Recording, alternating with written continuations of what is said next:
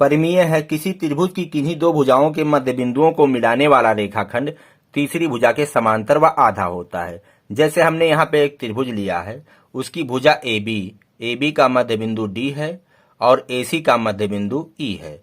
अब ये जो दोनों भुजाएं हैं उनके मध्य बिंदु को मिलाने वाला ये रेखाखंड DE ये तीसरी भुजा के समांतर है और इसका आधा है। हमें यह सिद्ध करके दिखाना है। तो चलिएगा, सबसे पहले जो दिया गया है उसको लिखेंगे। तो यहाँ पे लिखेंगे दिया है त्रिभुज ABC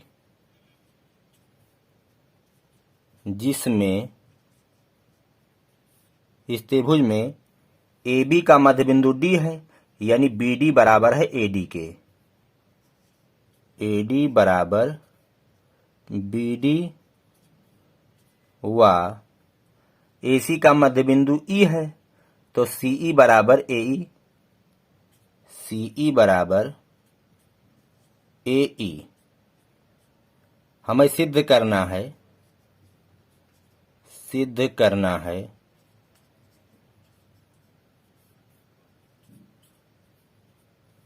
DE समांतर BC,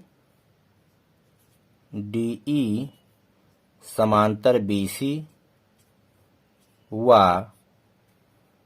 DE बराबर आधा BC। अब कैसे सिद्ध करेंगे? सबसे पहले हम यहाँ पे एक रचना करेंगे। ये जो DE है, DE के बराबर हम यहाँ से एक और रेखाखंड खींचेंगे, उसके बाद उसको हम C से मिला देंगे, तो यहाँ पे एक समांतर चतुर्भुज बन जाएगा। बस उसी के सहयोग से सिद्ध हो जाएगा। तो चलिए रचना करते हैं। तो हमने यहाँ पे रचना कर लिया है। DE बराबर EF खींचा और C को F से मिलाया। तो चलिए यहाँ पे लिखेंगे रचना DE बराबर EF खींचा,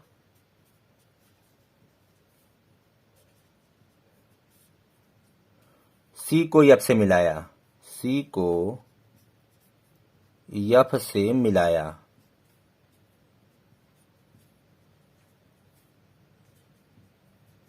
अब यहाँ पे ये जो चतुर्भुज बन रहा है, सबसे पहले इसे हमें समांतर चतुर्भुज सिद्ध करना होगा, उसके बाद में सिद्ध हो जाएगा। तो कैसे सिद्ध करेंगे? देखिएगा, ये जो त्रिभुज है और ये वाला त्रिभुज, इन दोनों को सर्वांगसम करेंगे। अब कैसे सर्वांगसम करेंगे? देखिएगा, ये भुजा इसके बराबर है और ये वाली भुजा इसके बराबर है और ये कोण इसके बराबर है। बस दोनों त्रिभुज सर्वांगसम हो जाएंगे। तो उपपत्ति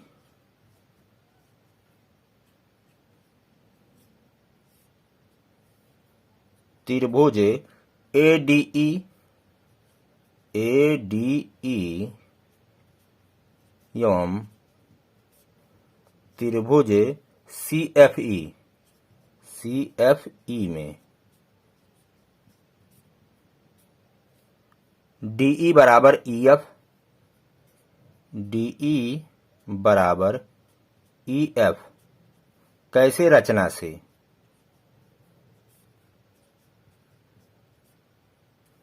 और ये वाली भुजा इसके बराबर है, AE बराबर CE, AE बराबर CE दिया गया है, ये प्रश्न में दिया है।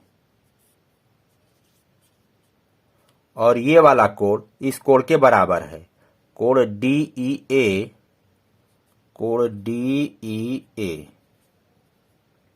बराबर है कोण FEC, कोण FEC। कैसे? शीर्षाभिमुख कोण है, शीर्षाभिमुख कोण। तो इस तरह से दोनों त्रिभुज सर्वांगसम हो गए। त्रिभुज ADE सर्वांगसम हो गया त्रिभुज CFE। कैसे? दो भुजा और मध्यस्थ कोण बराबर हैं।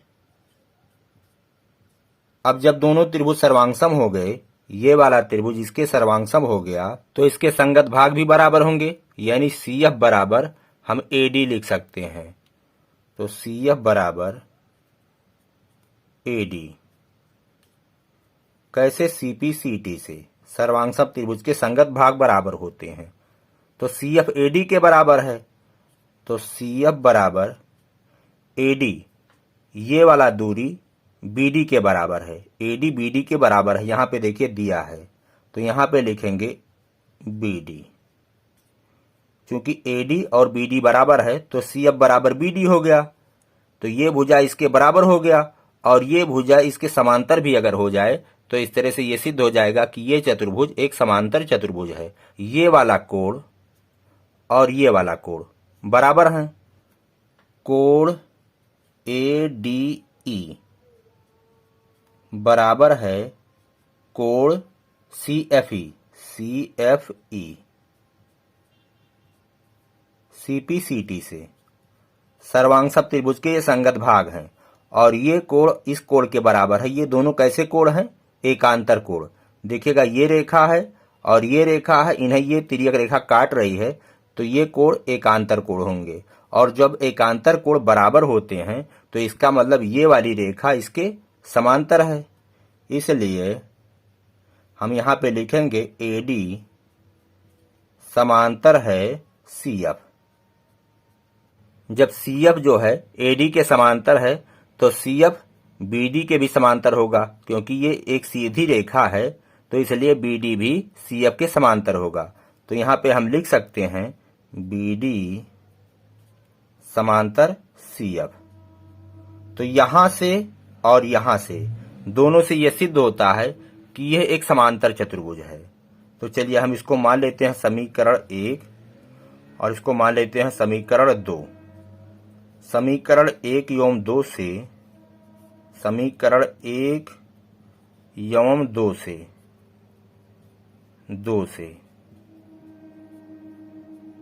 चतुर्भुज BDFC, चतुर्भुज BDFC एक समांतर चतुर्भुज है, एक समांतर चतुर्भुज है।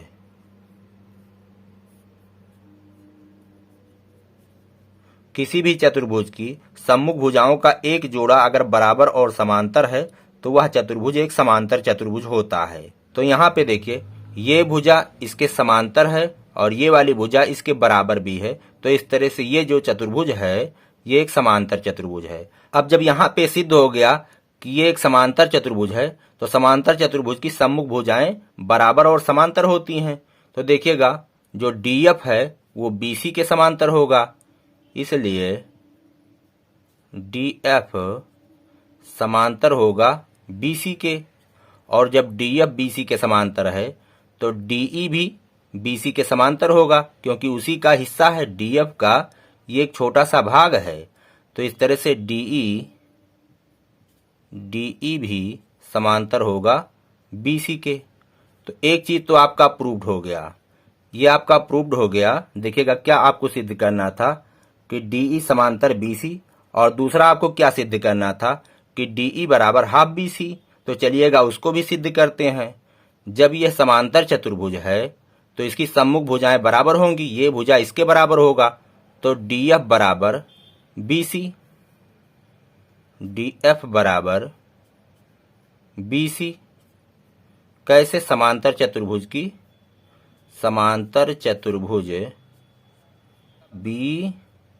BDFC की सम्मुख भुजा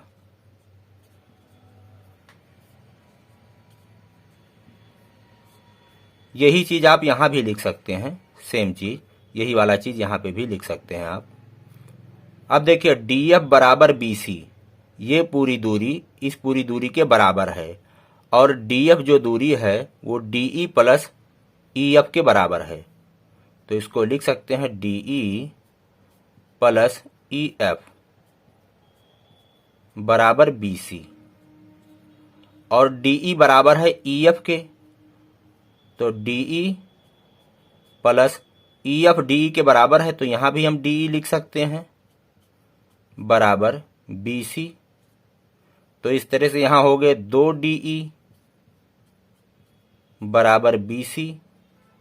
अब 2 को हम इधर ले जाएंगे तो DE बराबर ये BC बटे 2 हो जाएगा, यानी आधा BC, और सिद्ध हो गया। देखिएगा हमें क्या सिद्ध करना था, DE बराबर आधा BC। तो इस तरह से DE समांतर BC यहाँ पे सिद्ध हो गया और DE बराबर आधा BC यहाँ पे सिद्ध हुआ।